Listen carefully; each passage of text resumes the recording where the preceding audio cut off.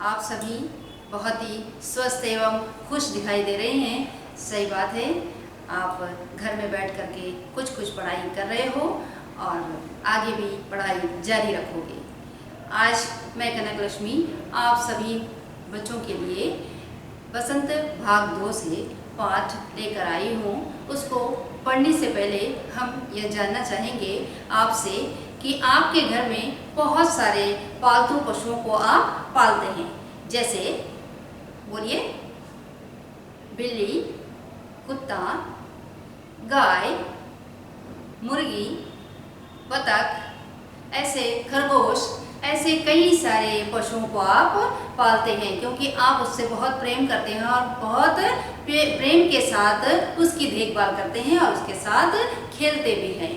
तो इसी संदर्भ में, इसी तरह से मैं आज एक पाठ लेकर आई हूँ आप सभी के लिए है, वो है नीलकंठ। यह पाठ संख्या 15 है और इस पाठ का नाम है नीलकंठ। नीलकंठ कहते ही हमारे सामने मोर जो है वो नाच उठता है। आप देख सकते हैं कि मोर जो है वह एकदम अपने पंखों को फैलाए हुए वह नाच रहा है। यह पाठ जो है महादेवी वर्मा द्वारा लिखित है। यह एक रेखा चित्र है। रेखा चित्र का अर्थ है कि हम एक एक बात को एक के बाद एक क्या हुआ उसको एकदम सटीक रूप से चित्रण करते हैं, उसको कहते हैं रेखा चित्र। एक रेखा जो कि लंबी खींची जाती है, उसी तरह से यह भी एक के बाद एक जो घटनाएं घटी है उसको एकदम रेखा की तरह रखा जाता है, उसको कहा जाता है रेखा चित्र। इस पाठ में जो महादेवी वर्मा है वो पशुओं से बहुत प्रेम करती है या फिर जानवरों से उसका बहुत प्रेम है और वह जो है अपने घरों में तरह तरह के जानवरों को वो पालती है। उनके घर में पहले से ही बहुत सारे पशु थे, पशु पक्षी दोनों ही थे, जैसे खरगोश, बिल्ली, कबूतर, ये सारे पहले से ही थे। अब वह बाजार से नई पक्षी खरीद कर लाई है जो आगे चलकर नीलकंठ कहलाया। इसी को हम इस पाठ में पढ़ेंगे। उसका नाम है नीलकंठ। अब तक उसके पास में पशु थे, अब वह पक्षी लेकर के आई है और पक्षी है मोर, नीलकंठ। नीलकंठ का अर्थ है मोर। हम तरह तरह से देखेंगे कि मोर जो है अलग अलग प्रकार के आपको इस चित्र में दिखाई दे रहे होंगे। इसमें क्या है कि महादेवी वर्मा जो है उनकी सहानुभूति, उनका प्यार, उनके पूरे दिनचर्या जो है इसी प्रकार के जानवरों के साथ ही बीतता है। तो इस पाठ को हम पढ़ेंगे। उस दिन एक अतिथि को स्टेशन पहुंचाकर मैं लौट रही थी कि चिड़ियों और खरगोशों की दुकान का ध्यान आ गया और मैंने ड्राइवर को उसी ओर चलने का आदेश दिया।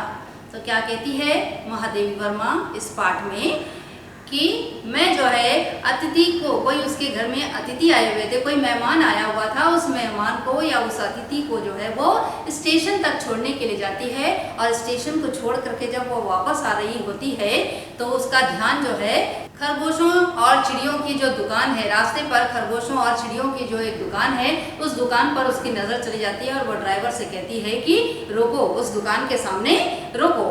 बड़े मियाँ चिड़िया वाले की दुकान के निकट पहुंचते ही उन्होंने सड़क पर आकर ड्राइवर को रुकने का संकेत दिया। मेरे कोई प्रश्न करने से पहले ही उन्होंने कहना आरंभ किया, सलाम गुरुजी। पहली बार आने पर अपने मोर के बच्चों के लिए पूछा था। शंकरगढ़ से एक चिड़ीमार 2 मोर के बच्चे पकड़ लाया है। एक मोर है, एक मोरनी। आप पाल ले, मोर के पंखों से दवा बनती है। सो ऐसे ही लोग खरीदने आए थे। आखिर मेरे सीने में भी तो इंसान का दिल है। मारने के लिए ऐसी मासूम चिड़ियों को कैसे दूं? टालने के लिए मैंने कह दिया गुरुजी ने मंगवाए हैं। वैसे यह कमबख्त रोजगार ही खराब है। बस पकड़ो पकड़ो, मारो मारो। बड़े मियाँ सामने से आते हैं और उसे रुकने का संकेत करते हैं और जैसे ही वह उनके सामने जाती है तो वो कहते हैं कि पिछली बार जब आप आए थे तो आपने मोर के बच्चे मांगे थे। जो खरगोश और चिड़िया जो दुकान में बेचा जाता है, उस दुकान के जो दुकानदार है वो है बड़े मियाँ। उन्होंने लेखिका से कहा कि आपने जब आया, इससे पहले जब आप आई थी तो आपने क्या पूछे थे? मोर के बच्चे पूछे थे। अब जो है शंकरगढ़ से एक चिड़ीमार आया था और उसने मुझे 2 छोटे छोटे मोर के बच्चे ला कर दिए हैं। उसमें से एक मोर है और एक मोरनी है। तो मोर के जो नाखून होते हैं उससे दवा बनती है। सो लोगों ने आकर के मुझे तंग करना शुरू किया कि मुझे ये दे दीजिए, लेकिन मैंने नहीं दिया क्योंकि मेरे सीने में भी इंसान बसता है, इसलिए मैं इस मासूम बच्चों को कैसे मारने के लिए दे दूं। इसलिए मैंने टाल दिया। टाल करके क्या कहा कि गुरुजी ने मंगाए हैं, इसीलिए मैं नहीं दे सकता। और फिर वो कहता है कि एक काम भी बड़ा कमबख्त है कि कैसे कि जानवरों को या पक्षियों को पकड़ो पकड़ो और मारो मारो, इस तरह से वो एक शब्द कहता है कि इनको पकड़ो, इनको मारने के लिए दे दो या फिर इनको बेचो। यही मेरा कमबख्त रोजगार रह गया है। बड़े मियाँ के भाषण की तूफान मेल के लिए कोई निश्चित स्टेशन नहीं है। सुनने वाला थक कर जहाँ रोक दे वहीं स्टेशन मान लिया जाता है। यह इस तथ्य से परिचित होने के कारण ही मैंने बीच में उन्हें रोक कर पूछा, मोर के बच्चे है कहाँ? बड़े मियाँ के हाथ के संकेत का अनुसरण करते हुए मेरी दृष्टि एक तार के छोटे से पिंजड़े तक पहुंची, जिसमें तीतरों के समान 2 बच्चे बैठे थे। पिंजरा इतना संकीर्ण था कि वे पक्षी शावक जाली के गोल फ्रेम में किसी जड़े चित्र जैसे लग रहे थे। तो क्या है, जैसे ही महादेवी वर्मा अंदर जाती है, जो बड़े मियाँ है वह एक तूफान मेल जो एक्सप्रेस होती है उसकी तरह वो बातें करते चले जाते हैं। और जैसे ही बातें खत्म नहीं होगी ये महादेवी वर्मा को पता चल जाता है, तो वो सामने से पूछती है कि कहाँ है वो मोर के बच्चे। तो जैसे ही वो पूछती है, बड़े मियाँ जो है संकेत करते हैं, हाथ से इशारा करते हैं कि मोर जो है वहाँ पे है, मोर जो है वहाँ पर है। जैसे ही इशारा करते हैं उसी समय महादेवी वर्मा जो है उस ओर चली जाती है और जा करके क्या देखती है कि एक तार की छोटी सी जाली बनी हुई है, एक पिंजरा छोटा सा बना हुआ है, जिसके अंदर छोटे छोटे 2 तीतर के बच्चे की तरह, तीतर के बच्चे जो है बहुत छोटे होते हैं, जो ये भी जो है मुर्गी के बच्चे से थोड़ी बड़े जो है तीतर के बच्चे की तरह छोटे छोटे 2 बच्चे जो है उस जाली के अंदर बैठे हुए हैं। ऐसे मालूम पड़ता है जैसे कि जाली बनी हुई है और जाली के अंदर 2 चित्र रखे हुए हैं, तीतर के 2 बच्चों के चित्र रखे हुए हैं। ऐसा प्रतीत होता था क्योंकि वो हिल डुल नहीं रहे हैं, उसके अंदर बस चुपचाप बैठे हुए हैं वो दोनों बच्चे मोर। मेरे निरीक्षण के साथ साथ बड़े मियाँ की भाषण मेल चल रही थी। ईमान कसम गुरुजी, चिड़ीमार ने मुझसे इस मोर के जोड़े के नकद 30 रुपए लिए हैं। 12 कहा, भाई जरा सोच तो, अभी इनमें मोर की कोई खासियत भी है कि तू इतनी बड़ी रकम ही, इतनी बड़ी कीमत ही मांगने चला? पर वह मुझे क्यों सुनने लगा? आपका ख्याल करके अचता पछता देना ही पड़ा। अब आप जो मुनासिब समझे, अस्तु 30 चिड़ीमार के नाम के और 5 बड़े मियाँ के इनाम के देकर जब मैंने वह छोटा पिंजरा कार में रखा, तब मानो वह जाली के चौकटे का चित्र जीवित हो गया। दोनों पक्षी शावकों के छटपटाने से लगता था मानो पिंजरा ही सजीव और उड़ने योग्य हो गया। जैसे ही महादेवी वर्मा लेखिका जाती है, जाकर के उन दोनों तीतर के दोनों बच्चों को देखती है, तब बड़े मियाँ तो बोले जा रहे हैं। वो कहते हैं, ईमान कसम गुरुजी, मुझे जो है वो जो चिड़ीमार है, उस चिड़ीमार ने जो है इसको कितने पैसे में दिए? 30 रुपए में दिए।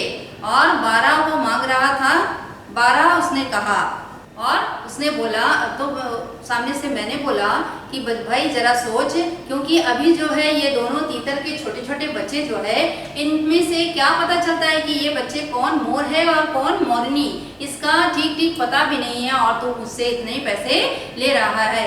तो उसने क्या कहा कि वो सब मैं नहीं जानता, लेकिन मैं 30 रुपए में ही बेचूंगा। तो वह गुरुजी से कहता है कि आप 30 रुपए उनके दे दीजिए और 5 रुपए बड़े मियाँ के दे दीजिए, मतलब दुकानदार को 5 रुपए, तो कितने हो गए?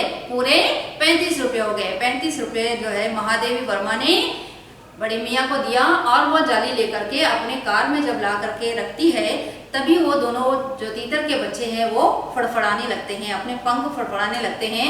उसी से पता चलता है कि अब ये जो चित्र था, जिससे महादेवी वर्मा कहती है कि दोनों बच्चे ऐसे बैठे हुए हैं, तो ऐसे लगता था कि वो जो है जाली के अंदर एक चित्र रख दिया गया है, क्योंकि वो बिल्कुल भी हिल डुल नहीं रहे थे। लेकिन जैसे ही उसको कार में लेकर के रखते हैं, तो दोनों तीतर के बच्चे जो है पंख फड़फड़ाते हैं, जिससे ऐसे मानो लगता है कि यह दोनों सजीव हो गए हैं। सजीव मतलब वो जीवित जान पड़ रहे थे, और उसी से जो है ऐसे लग रहा था कि वो उस जाल को लेकर ही उड़ जाएंगे, इतनी उनके अंदर जो है शक्ति आ गई थी, या इतनी वो छटपटा रहे थे।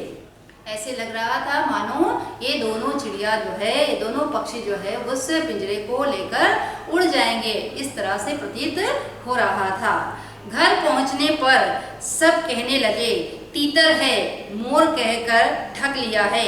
कदाचित अनेक बार ठगे जाने के कारण ही ठगे जाने की बात मेरे चिढ़ जाने की दुर्बलता बन गई।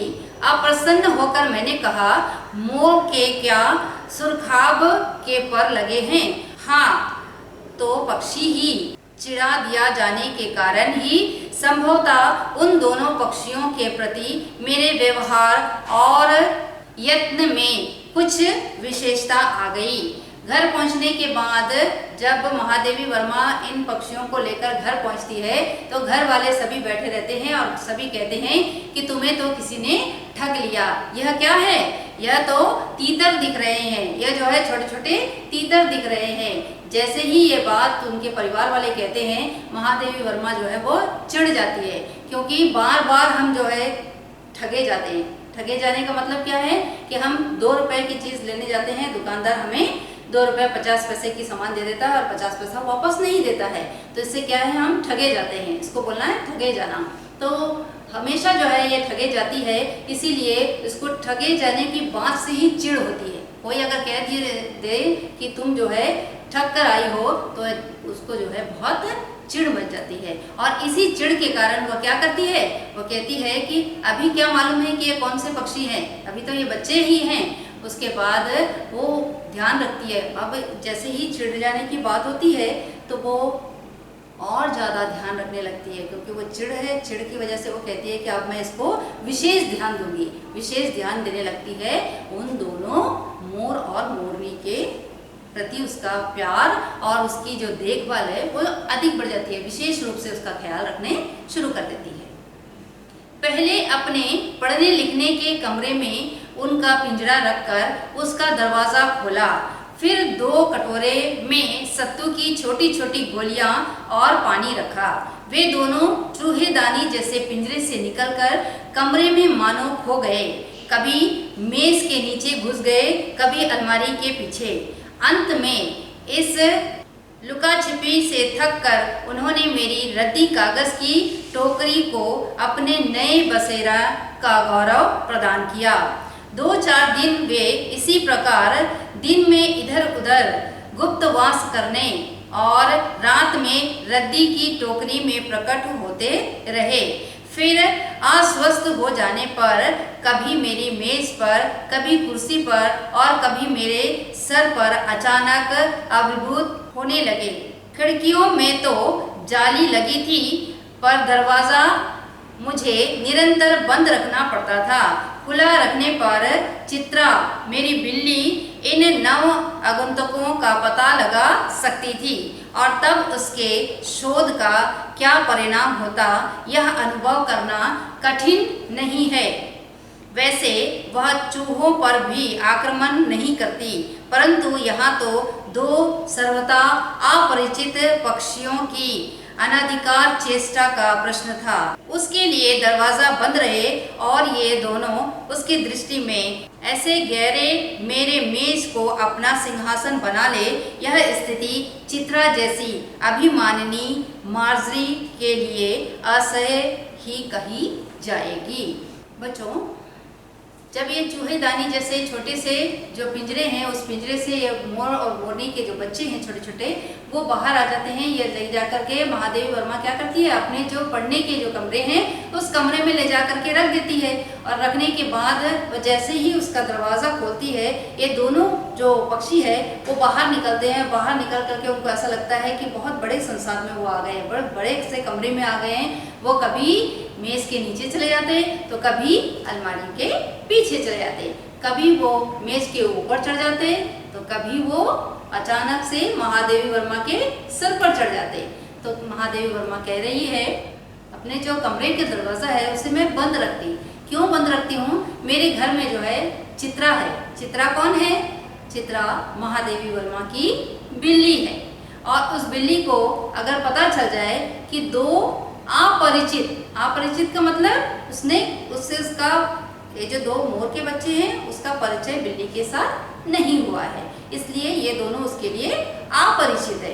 तो अपरिचित दो पक्षी आए हुए हैं, यह जब उसे पता चलेगा तो वो कभी भी आकर के इन पर झपट सकती है। उसके बाद उसका अनुमान नहीं लगा सकते कि उसके बाद क्या होगा, बिल्ली क्या करेगी इन दोनों मोर के बच्चों का।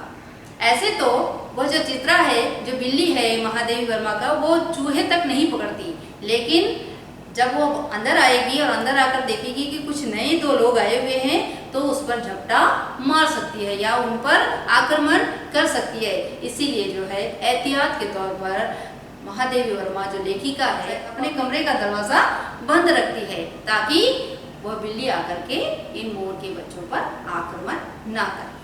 महादेवी वर्मा के घर में अनेकों जानवर पलते थे, पशु पक्षी सभी जो है उनके प्रिय थे, उनसे उनको बहुत सहानुभूति थी, इसीलिए उनका घर ही मानो एक चिड़ियाघर था। जब मेरे कमरे का कायाकल्प चिड़ियाखाने के रूप में होने लगा, तब मैंने बड़ी कठिनाई से दोनों चिड़ियों को पकड़कर जाली के बड़े घर में पहुंचाया, जो मेरे जीव जंतुओं का सामान्य निवास है। तो उसके कमरे से हटकर जो है एक चिड़ियाघर जैसा है, जिसमें सारे ही पशु पक्षी है, जिसमें कबूतर भी है, तोता भी है, खरगोश भी है, बिल्ली भी है, अब जो है मोर भी आ गए। तो चिड़ियाघर बनने लगते हैं, तब अपने कमरे से इन दोनों पक्षियों को भी ले जा करके उस सामान्य चिड़ियाघर में रखने जाती है। दोनों नव आगंतुकों ने पहले से रहने वालों में वैसा ही कौतूहल जगाया जैसे नववधू के आगमन पर परिवार में स्वाभाविक है। लक्का कबूतर नाचना छोड़कर दौड़ पड़े और उनके चारों ओर घूम घूम कर गुटरगू गुटरगू की रागनी अलापने लगे। बड़े कबूतर सभ्य सभासदों के समान क्रम से बैठकर गंभीर भाव से उनका निरीक्षण करने लगे। ऊन की गेंद जैसे छोटे खरगोश उनके चारों ओर उछल कूद मचाने लगे। तोते मानो भली भांति देखने के लिए एक आंख बंद करके उनका परीक्षण करने लगे। उस दिन मेरे चिड़ियाघर में मानो भूचाल आ गया। महादेवी वर्मा कहती है कि जैसे ही मैंने इन दोनों पक्षियों को ले जा करके अपने चिड़ियाघर में, जहाँ बाकी और पालतू पशु पक्षी रहते हैं, वहाँ छोड़ने के लिए मैं जैसे ही गई, वहाँ पर क्या हो गया, जो लक्का कबूतर है वह जो नाच रहा था, वह जो है एकदम नाचना बंद कर देता है और ये जो नए पक्षी आए उनका चारों तरफ परिक्रमा करता है, गुटरगू गुटरगू गुटरगू करता है और उनके चारों ओर वह घूमता रहता है। उसी के साथ ही जो ऊन की तरह एकदम मुलायम जो खरगोश है, वो खरगोश भी उछल कूद करते हैं। उछल कूद कर करके इन दोनों पक्षियों को देखते हैं कि ये कौन है जो हमारे घर में आ गया। और जब ये अंदर आते हैं, मोर के जो दो छोटे बच्चे हैं, जैसे ही वो आते हैं तो जो चिड़ियाघर है उसके बाकी पशु पक्षी जो है ऐसे लगते हैं जैसे कि नववधू आ रही है। नववधू का अर्थ है जो दुल्हन है वो दूसरे घर से हमारे घर आती है तो हम सभी बैठ करके उसको देखते हैं। उसी तरह से बाकी सारे पशु पक्षी सभी मिल करके इस मोर के दोनों छोटे बच्चों को अजीब सा देखते हैं। तोता जो है, तोता क्या करता है, वो देखना चाहता है लेकिन वो क्या करता है, एक आंख बंद कर लेता है और बंद करके एक आंख से वो देखता है और परीक्षण करता है कि ये कौन है, कहाँ से आए हैं, ये कैसे हैं, क्या उड़ सकते हैं कि सिर्फ वो चल सकते हैं। इन सब का जो है प्रशिक्षण वो करता है या फिर वो निरीक्षण करता है कि अब ये क्या क्या करेंगे। चिड़ियाघर मानो भूचाल आ गया। क्या कहती है कि ऐसे लगता है जैसे कि भूचाल आ गया, क्योंकि नए पक्षियों को देखते ही बाकी सब जो है अपने अपने जो काम है उसको छोड़ करके सब इनको देखने के लिए चले आते हैं और इनके सामने में नाचने लगते हैं। या फिर कोई जो है वो चुपचाप खड़े होकर के देख रहा है, कोई जो है आंखें बंद करके देख रहा है, कोई जो है उछल कूद करके देख रहा है, कोई जो है उसके एकदम पास जा करके उसको देख रहा है। यह देख करके ऐसे लगता है जैसे उस चिड़ियाघर में भूचाल आ गया हो। धीरे धीरे दोनों मोर के बच्चे बढ़ने लगे। उनका कायाकल्प वैसा ही क्रमशः और रंगमय था जैसे इल्ली से तिल्ली का बनना। धीरे धीरे जो है ये मोर के बच्चे क्रमशः बढ़ने लगे। थोड़े दिनों बाद में सारे ही जो पशु पक्षी हैं सब दोस्त बन जाते हैं और उसके बाद ये दोनों मोर भी धीरे धीरे बढ़ने लगते हैं। और ये बढ़ने की प्रक्रिया क्या है, इल्ली से लेकर के तितली बनने तक का। तो तितली जो बनती है वो जो है अंडे से लेकर के तितली बनने तक का जो क्रम होता है, ये जो समय होता है, उसी तरह से ये जो छोटे तीतर के बच्चे जैसे जो दिख रहे हैं वो बच्चे बड़े होकर के क्या बनते हैं, मोर और मोरनी बनते हैं। तब तक बढ़ना है ना, उसको समय लगता है, तो वो समय जो है वो धीरे धीरे चलता रहा और ये दोनों बच्चे भी क्रमशः बढ़ते रहे। मोर के सिर की कलगी और सघन ऊंची तथा चमकीली हो गई। चोंच अधिक बंकिम और पैनी हो गई। चोंच अधिक बकिम और पैनी हो गई। गोल आंखों में इंद्रनी की लीलाभ द्युति झलकने लगी। लंबी नील हरित ग्रीवा की हर भंगिमा में धूप छाई, रंग तरंगे उठने गिरने लगी। दक्षिण वाम दोनों पंखों में स्लेटी और सफेद आलेखन स्पष्ट होने लगे। पूंछ लंबी हुई और उनके पंखों पर चंद्रिकाओं और इंद्रधनुषी रंग उद्दीप्त हो उठे। रंग रहित परों को गर्ववीली गति ने एक नई गरिमा से रंजित कर दिया। उनका गर्दन ऊंची कर देखना, विशेष भंगिमा के साथ उसे नीची का दाना चुगना, पानी पीना, टेढ़ी कर शब्द सुनना आदि क्रियाओं में जो सुकुमारता और सौंदर्य था उसका अनुभव देखकर ही किया जा सकता है। गति का चित्र कहीं आंका जा सकता है। तो क्या है ये जो है ये एक रेखा चित्र है, मैंने इससे पहले भी बताया। तो एक एक दिन जो ये बच्चे बढ़ रहे हैं क्रमशः, एक एक दिन या एक सप्ताह में जो है कुछ अधिक बढ़ जाते हैं। उस बढ़ने की जो क्रम है उसको जब हम देखते हैं तो क्या है, कुछ दिनों बाद उस जो मोर है उसकी कलगी निकल आती है और कलगी निकल आती है और चोंच जो है वो चमकीली होने लगती है और उसके जो पंख है वो पंख भी बढ़ने लगते हैं। और पंख बढ़ने के बाद आप देखते होंगे कि उसमें देखिए पंख बढ़ने के बाद उसके पंख कैसे दिख रहे हैं।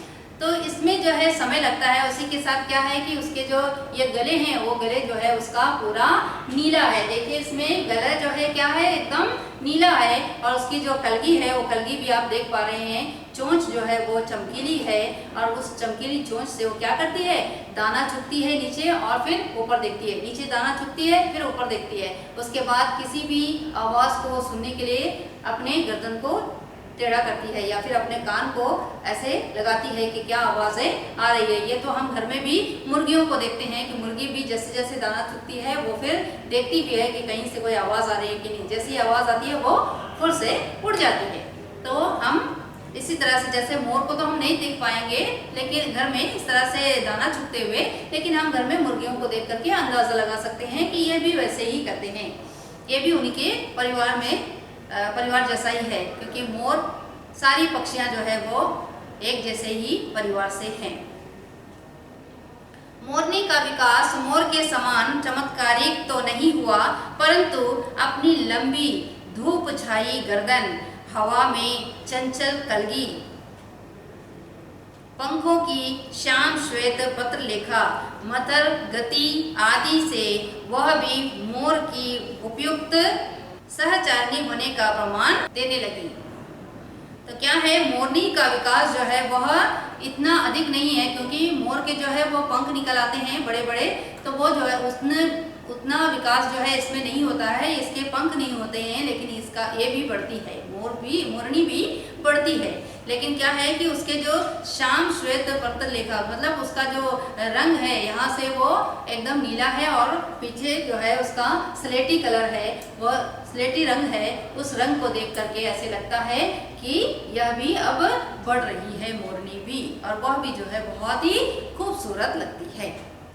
नीलाभ के कारण मोर का नाम रखा गया नीलकंठ, और उसकी छाया के समान रहने के कारण मोरनी का नाम करण हुआ राधा। तो क्या है, जैसे ही नीला कंठ देख करके, नीले नीले रंग जो है वह मोर के हैं, इसलिए इनका नाम रखा गया नीलकंठ, और उसकी छाया जैसे ही दिख रही है मोरनी, इस वजह से मोरनी का नाम रखा गया राधा। मुझे स्वयं ज्ञात नहीं कि कब नीलकंठ ने अपने आप को चिड़ियाघर के निवासी जीव जंतुओं का सेनापति और संरक्षक नियुक्त कर लिया। सवेरे ही वह सब खरगोश, कबूतर आदि की सेना एकत्र कर उस ओर ले जाता जहां दाना दिया जाता है, और घूम घूम कर मानो सबकी रखवाली करता रहता। किसी ने कुछ गड़बड़ की और वह अपने तीखे छछु प्रहार से उसे दंड देने दौड़ा। तो क्या है, जैसे ही वह क्या देखती है कि मुझे जो है यह ज्ञात नहीं कि कब जो है नीलकंठ ने अपने आप को चिड़ियाघर का निवासी बना लिया, जीव जंतुओं के साथ अपने आप को इतना मिल गया, उनके साथ घुल मिल गया कि वो क्या करता है कि सभी जो पक्षी हैं, पशु हैं, सबको ले जाता है जहाँ पर दाना रखा होता है, और इन सबको ले जा करके दाना खिलाता है, और सबको घूम घूम करके वो देखता है कि कोई तो बदमाशी नहीं कर रहा है। जैसे ही उसे ऐसा लगता है कि यह कुछ बदमाशी कर रहा है, वो अपनी पैनी जो चोंच है उसे ले करके उसको दौड़ाता है, तब वो जा करके वो जो पक्षी है वो अपना दाना खाना शुरू कर देते हैं, बदमाशी नहीं करते हैं। तो ये जो है क्या हो गया, एक नेता की तरह काम करता है कि वो सबकी रक्षा भी करता है, उसके साथ ही उनको दंड भी देता है। जब वो गलती करते हैं तो उनको पैनी नोच लेकर के उनको दौड़ाता है, तो वो अपना काम या अपना दाना जो है वो खाने लगते हैं। खरगोश के छोटे बच्चों को वह चोंच से उनका कान पकड़कर ऊपर उठा लेता था, और जब तक वे अधर प्रदन न करने लगते उन्हें अधर में लटकाए रखता। कभी कभी उसकी पैनी चोंच से खरगोश के बच्चे का कर्णवेद संस्कार हो जाता, पर वे फिर कभी उसे क्रोधित होने का अवसर न देते थे। दंड विधान के समान ही उन जीव जंतुओं के प्रति उसका प्रेम भी असाधारण था। प्रायः वह मिट्टी में पंख फैलाकर बैठ जाता, और वे सब उसकी पूंछ, लंबी जो पूंछ और सघन पंखों में छुआलन सा खेलते रहते। तो क्या है, जैसे ही जो मोर है, उस मोर ने क्या करना है कि वो खरगोश को जो है अपनी चोंच से पकड़ करके ऊपर लटका देता है, कान से पकड़ता है खरगोश को, और खरगोश के कान को पकड़ करके ऊपर लटका देता है। कभी कभी तो वो इतनी देर तक लटकाए रखता है जब तक कि वो अंदर से वो रोने ना लगे, चिल्लाने ना लगे, तब तक वो जो है उसको लटकाए रखता है। कभी कभी तो उसको ज़्यादा देर लटकाने की वजह से क्या होता है कि खरगोश के जो कान है वो छेद हो जाते हैं। कर्णवेद का क्या मतलब है, कर्णवेद संस्कार का मतलब क्या है कि कान छेदने की जो संस्कार है वो संस्कार भी पूरा हो जाता है। कब, जब मोर जो है उनको अपनी चोंच से पकड़कर उठाता है। चोंच इतनी ज़्यादा पैनी होती है उसकी कि जो खरगोश है, खरगोश के कान जो है वो छेद हो जाते हैं, या फिर कान में छेद होता है तो उसको बोलते हैं कर्णवेध संस्कार। कभी कभी खरगोश के बच्चों का कर्णवेध संस्कार भी हो जाता है। लेकिन जब जो है मोर जो है वो क्या करता है कि वो मिट्टी में अपने पंखों को फैला देता है। पंखों को जैसे ही फैलाता है तो ये सारे जो छोटे छोटे पक्षी है, पशु है, वो उसमें छुआ छुअन की खेल, मतलब वो दौड़ भाग करते हैं, उसके साथ साथ उसके खेलते हैं, आस पास घूम घूम करके उस मोर के साथ खरगोश के बच्चे, कबूतर, बिल्ली सभी मिलकर के एक साथ खेलते हैं। वह देखना बहुत ही मनमोहक होगा सभी के लिए। नीलकंठ पाठ को हमने पढ़ा। पाठ के इस भाग में आए हुए कठिन शब्दों के अर्थ को हम देखते हैं। पहला नंबर है संकीर्ण। संकीर्ण का अर्थ है छोटा या संकरा। दूसरा नंबर है मजारी। मजारी का अर्थ है मादा पिल्ली। तीसरा नंबर बंकिम का अर्थ है टेढ़ा। चौथा नंबर इंद्रनील। इंद्रनील का अर्थ है नीलम, नीला पत्थर। पांचवा नंबर है छछु प्रहार। छछु प्रहार का अर्थ है चोंच द्वारा आक्रमण, जैसे कि नीलकंठ ने सांप पर आक्रमण किया था अपनी चोंच के द्वारा। छठा नंबर है कर्णवेध। कर्णवेध का अर्थ है कान छेदना। सातवां नंबर क्रूर क्रम।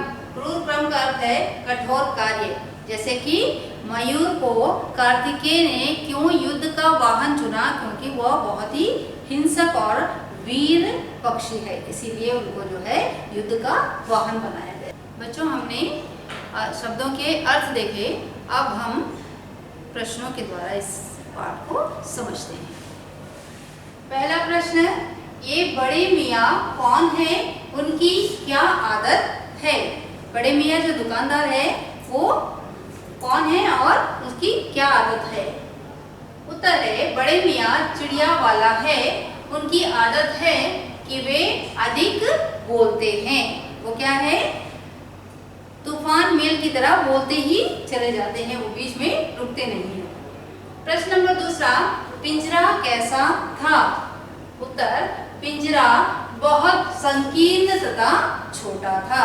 संकीर्ण का अर्थ क्या है? बहुत ही सकरा और छोटा। तीसरा प्रश्न है, पक्षी शावक कैसे लग रहे थे? उत्तर, पिंजरे में बैठे पक्षी शावक ऐसे लग रहे थे मानो गोल फ्रेम में चित्र रखे हो। जो छोटे छोटे शावक को लेके आए हुए थे तो उनको देखने पर ऐसे लगता था जैसे गोल फ्रेम है पतली तारों वाला, और उसके अंदर दोनों बैठे हुए हैं, जैसे चित्र की जैसे मानो लग रहे थे। क्योंकि जब उस पिंजरे को उठाया गया तभी उन्होंने पंख फड़फड़ाया, तभी पता चला कि वो जीवित हैं। अन्यथा ऐसे लग रहा था जैसे कि वो दोनों एक चित्र की तरह है। अगला प्रश्न है, चूहेदानी जैसे पिंजरे से निकलकर बच्चे कहाँ छिप गए? चूहेदानी जैसे पिंजरे से निकलकर कभी मेज के नीचे तो कभी अलमारी के पीछे घुस जाते हैं। पांचवा नंबर प्रश्न है, वे दिन में कहाँ रहते और रात में कहाँ प्रकट होते? उत्तर है, वे बच्चे दिन भर गुप्तवास करते और रात को रद्दी की टोकरी में प्रकट होते। क्या करते हैं? दोनों बच्चे जो है वो कभी मेज के नीचे कभी अलमारी के पीछे गुप्त में छुप कर रहते हैं। उसके बाद में रात में क्या करते हैं? वो रद्दी की जो एक टोकरी रखी हुई है उस टोकरी में आकर के प्रकट होते हैं। छठा प्रश्न है, नीलकंठ ने स्वयं को क्या नियुक्त कर लिया था? उत्तर, नीलकंठ ने स्वयं को चिड़ियाघर के जीव जंतुओं का सेनापति नियुक्त कर लिया था। जो नीलकंठ है उसने चिड़ियाघर के सारे जो जीव जंतु है उसका जो है अपने आप को उसने सेनापति बना लिया था। इसलिए वो सभी को लेकर आकर जो खाने की जो चीज़ें दी जाती है वहाँ पर ले आता और उनको खाने के लिए छोड़ देता, उसके बाद वो सभी जगह चक्कर लगा करके सभी को देखता। अगर शरारत कर रहा होता है तो उस पर वह चोंच मारता है और उसको दंडित करता है। बच्चों, यह जो है नीलकंठ पाठ का पहला भाग है। अगली कक्षा में हम नीलकंठ के दूसरे भाग को जानेंगे। तब तक के लिए धन्यवाद।